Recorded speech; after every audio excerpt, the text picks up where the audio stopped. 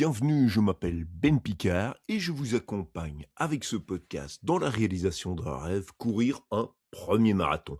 Alors on a terminé ce dimanche 22 mars la troisième semaine de notre préparation pour le marathon du Béoué et ce fut l'occasion d'une première sortie en groupe fort sympathique. Nous sommes allés courir 17 km au château de la Hulpe, tempo tranquille, 7 minutes 30, cardio en zone verte. On construit progressivement et surtout, on est toujours dans le bloc 1 de la préparation, prendre de bonnes habitudes. Alors, certains ont rejoint le groupe, donc couru de leur côté. Roald a fait 18 km du côté de Liège, d'autres ont fait d'autres sorties. hein. Le petit groupe était évidemment composé, on était 8, et une belle brochette de coureurs et coureuses sympathiques. J'espère que lors de prochaines sorties, nous serons plus nombreux, certains d'ailleurs avec beaucoup d'expérience. Ces sorties en groupe sont l'occasion évidemment de papoter, d'échanger nos expériences, nos conseils et de repartir avec plein d'idées. Je vous avoue que Marc et Virginie m'ont partagé durant cette sortie leur passion du triathlon et l'idée d'un petit triathlon en 2027 commence à me trotter dans la tête. Bon, il faudra déjà que j'apprenne à nager, sinon ça va pas donner grand-chose, mais c'est vrai que ça donne vraiment envie. Alors, attention à cette sortie longue, on est au printemps désormais, on est parti à 9 heures, il faisait encore assez frisqué, je crois que le thermomètre de la voiture indiquait 5 degrés, certains avaient des bonnets et des gants, moi-même je suis parti avec un bonnet, mais au bout de quelques kilomètres, on a fait un petit arrêt pour enlever tout ça et se mettre à l'aise. Alors c'est l'occasion évidemment de rappeler que les sorties longues, c'est une opportunité pour tester équipement matériel, tester des barres, tester des gels, transporter un peu d'eau, même si on sait que lors du marathon, on aura probablement suffisamment de ravitaux en flotte. En avoir quand même un petit peu, c'est pas mal. C'est aussi l'occasion d'être relax.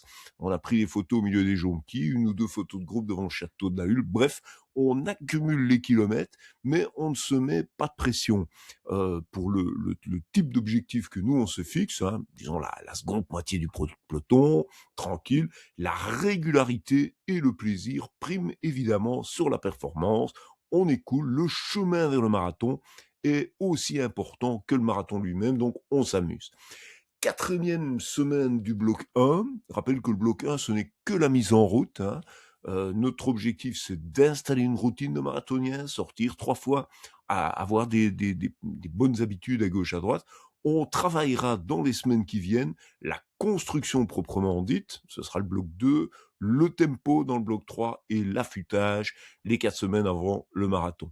La quatrième semaine de chaque bloc, je le rappelle, c'est aussi une semaine plus cool. Le week-end prochain, repos, relax, 12 kilomètres en solo plutôt que 18, où vous allez faire une marche adepte, où vous faites un petit trail mais en mode cool, faites une sortie vélo, vous ressortez votre vélo électrique à la limite, voilà, on récupère. On ne se donne pas à fond la semaine prochaine, on récupère, on prépare les 12 semaines suivantes qui seront le cœur de la préparation. D'une manière générale, le repos et la récupération sont des éléments clés de l'entraînement. Et cette semaine, je veux vraiment vous inviter à prendre le temps de vous reposer, de récupérer. Très important. Cette semaine, dans notre série de micro-habitudes, je voudrais également vous inviter à réfléchir à votre sommeil, à la récupération. Combien d'heures dormez-vous? Est-ce que vous dormez assez? Est-ce que vous avez l'impression de dormir correctement? Il y a des montres, par exemple la Garmin, qui mesurent toute une série d'éléments sur le sommeil. Bon, intuitivement, on le sent bien, évidemment, c'est quand même intéressant d'avoir des données. Est-ce que vous dormez correctement? Est-ce que vous avez un rituel de mise en route du sommeil? Est-ce que vous allez dormir à des heures régulières? Est-ce que vous vous réveillez à une heure régulière? Est-ce que vous faites partie du 5 AM Club, popularisé notamment par Robin Sharma, avec l'idée que se lever à 5 heures du matin vous donne un avantage sur la journée, vous êtes plus focus, faites du sport, faites du développement personnel. Bon, perso, moi je vous avoue que j'y arrive pas à 5 heures, c'est vraiment trop tôt. En ayant installé des routines de sommeil, j'arrive à m'éveiller sans doute vers 6h30 et j'essaye alors de me mettre en route progressivement. Il n'y a pas une bonne pratique, mais réfléchir à ces routines, à ces pratiques, pour évidemment mieux s'en détacher, dans une logique de marathon, c'est aussi une façon de prendre un peu le contrôle de son énergie. Alors, il y a des micro-habitudes très concrètes, activables. Alors, tout le monde ne fait pas tout, hein, mais cette semaine, je vous invite juste à y réfléchir et à vous demander, tiens, avant de dormir, hein, une espèce de rituel d'endormissement, est-ce que j'ai une heure fixe à peu près pour aller dormir? Le cerveau adore la régularité.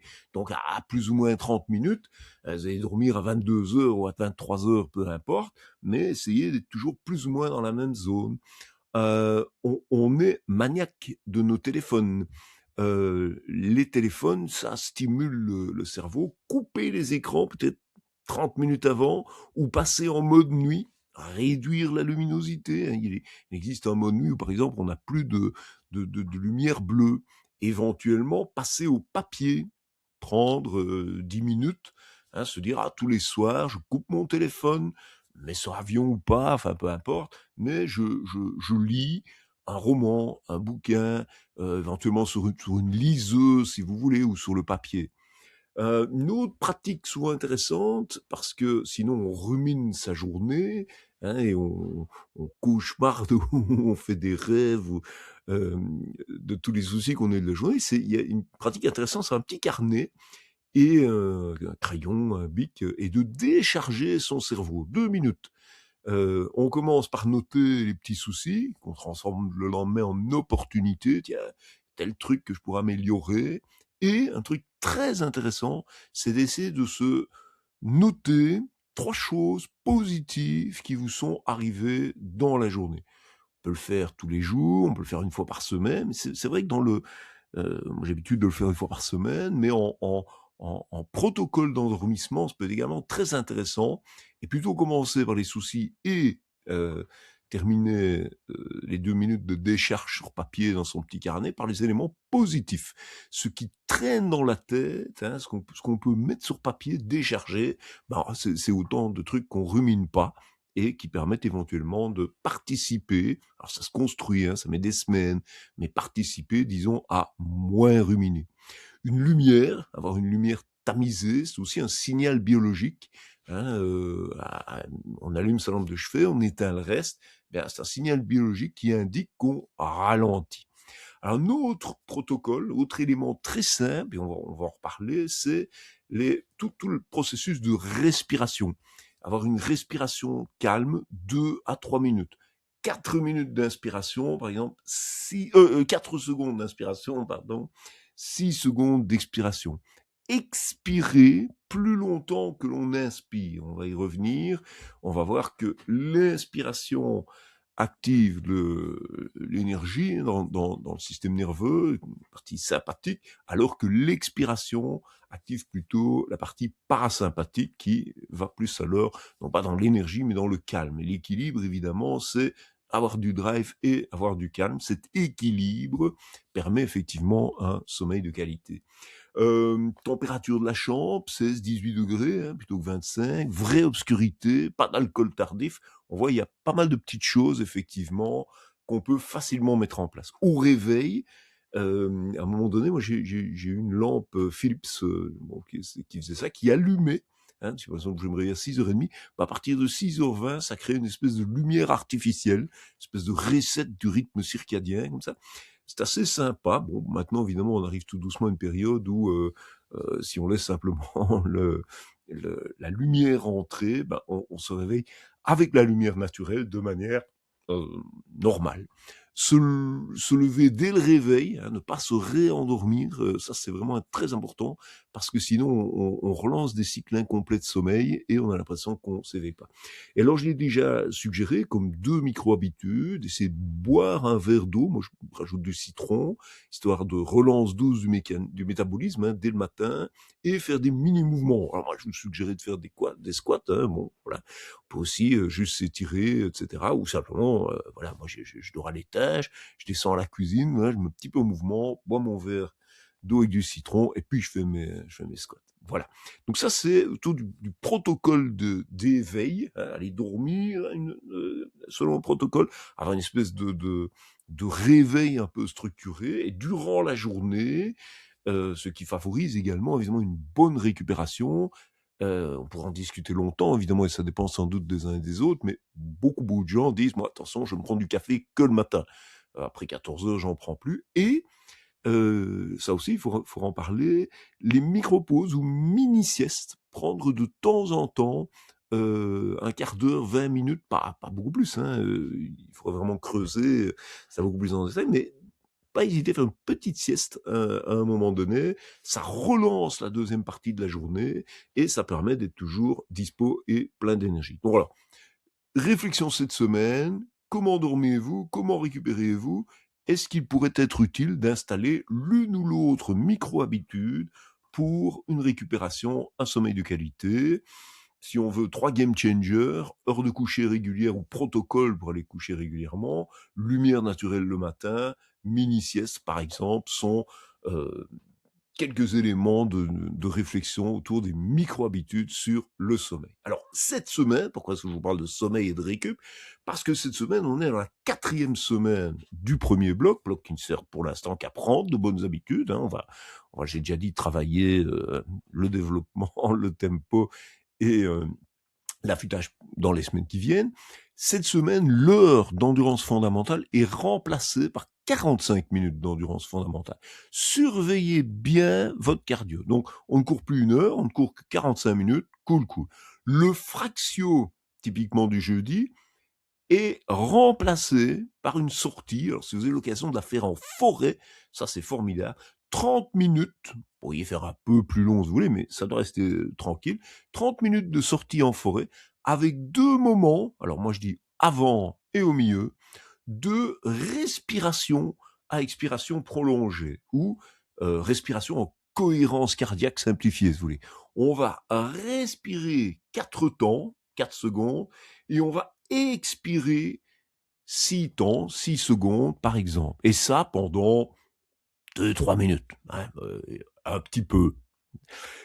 Alors, la respiration, l'expiration, plus longue que l'inspiration, active le système parasympathique. Donc, c'est la partie du système nerveux qui est plutôt liée au repos, à la digestion et qui crée un effet d'apaisement, de baisse du stress, de relax, favorise l'endormissement aussi, hein, comme je l'évoquais dans le protocole d'endormissement.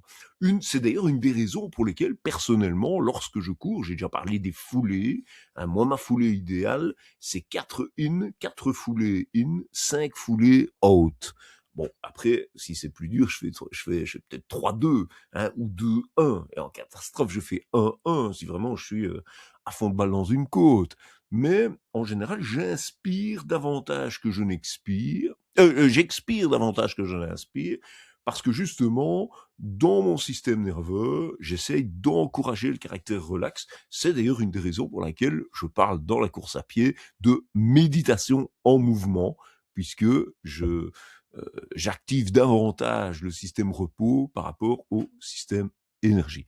Alors, cette approche de respiration-expiration prolongée, c'est une variante, hein, on est dans la famille, disons, de ce qu'on appelle la cohérence cardiaque, qui sont des exercices intéressants aussi, hein, pour se relaxer. Cohérence cardiaque classique, c'est plutôt 5 secondes in, 5 secondes out, hein, ce qui vous fait à peu près donc des cycles équivalents en inspiration et expiration, 6 cycles par minute, quelques minutes. Il y a d'autres protocoles, hein, le fameux 4-7-8 par exemple, hein, ça c'est un processus qui est très connu, 4 secondes d'inspiration, 7 secondes en apnée, là on retient, et 8 secondes d'expiration lente sur 3 à 5 cycles. On est sur ce qu'on appelle le 4-7-8 breathing, hein, popularisé aux États-Unis par Andrew Weil, mais tout ça est inspiré évidemment des techniques de yoga qui sont bien plus anciennes, les Américains étant souvent les spécialistes de la récupération commerciale de pratiques anciennes, voilà, mais de qualité. Bref, tout ça pour dire cette semaine, repos, récupération, respirer, pensez à votre sommeil et je vous invite à réfléchir effectivement aux circonstances et à la manière dont vous approchez et gérez votre sommeil. Alors, les prochaines dates à retenir, donc on attaquera dans une semaine le bloc normal, mais quelques courses sorties, quelques courses ressources et sorties groupe. 5 avril, parce que toute une série de courses sont déjà complètes, hein. Il y avait le semi de Namur, mais il a été complet la semaine passée. Quelques courses, ressources et sorties groupe, disais-je. Le 5 avril, les 20 kilomètres du BOE, ça c'est idéal, il reste de la place. Le 12 avril, je l'ai dit, le semi de Namur est complet, donc il faudra faire une sortie ailleurs.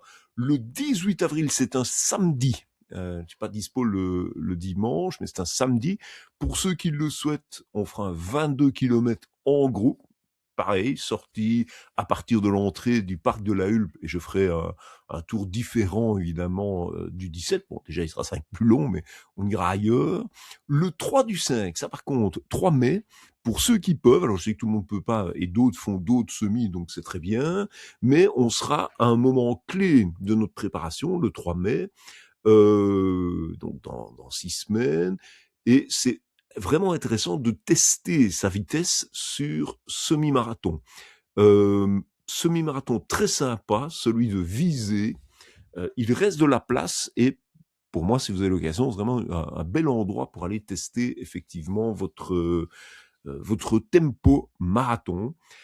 En mode, et alors l'idée en gros, c'est de faire le semi, mais en surveillant le cardio. On va se dire, voilà, j'ai essayé de courir à 140 pulses, 150 pulses peut-être dans la seconde partie, mais en tout cas au début en restant tranquille, et se demander, quand je cours au pulse, quel est mon tempo. Et ça donnera une bonne idée de ce qu'on pourra envisager de tester comme vitesse marathon, puisque moi je vais vous proposer 5h15, 5h15, donc 7h30, un peu moins de 30 km, 7h20 au kilomètre lors du marathon du BOE. Et si vous valez beaucoup mieux, vous ne devez pas traîner avec nous, vous filez tranquille devant à votre tempo, déterminé d'abord par la fréquence cardiaque. 24 mai, donc 3 semaines après, on fera une longue sortie groupe, il y en aura d'autres, hein, d'autres sorties à faire, mais chaque mois, une sortie en groupe, et là on fera un 27 km en groupe, et là on fera le tour carrément de la forêt de Soignes, on ira très loin dedans. Le 7 juin, on s'approchera du marathon, on sera 2 semaines du marathon, ça vaut la peine, on sera alors dans la phase, disons, d'affûtage, ça vaut la peine de faire encore un peu des kilomètres, mais il ne faudra pas se blesser, il faut être tranquille. Il reste de la place pour le trail Godefroy-de-Bouillon, à Bouillon, euh, que, qu'une approche intéressante, hein, ça pourrait être de le faire en mode cool, marche-course, donc faire du kilomètre, faire une sortie longue en temps, mais tranquille en effort. Il y a des côtes, mais on peut marcher les côtes et trottiner les descentes à son aise. Il y a de la place sur le 20 et le 35. Donc voilà deux belles distances selon comment vous vous sentez. On sera 2 semaines du marathon. Si on se repose un peu la semaine suivante, hop, on est dans une logique d'affûtage très sympathique et efficace. Donc à vos agendas, hein, les sorties groupes 18 avril, 22, 24 mai, 27 km, et les courses ressources, il y en a un certain nombre. Certainement, ça vaut la peine de faire un semi-test pour avoir une idée effectivement du rythme que vous pourrez tenir au marathon. Voilà, je vous souhaite une excellente semaine, entraînez-vous, allez courir, le marathon comme le jogging, c'est de la méditation en mouvement, et cette semaine, vous avez découvert pourquoi, c'est lié bien sûr à la respiration. Si on expire plus que l'on inspire, on active, je dirais, dans son système nerveux des fonctions plutôt de relaxation, et c'est ce que nous faisons au marathon pour profiter du marathon au maximum. Excellente semaine.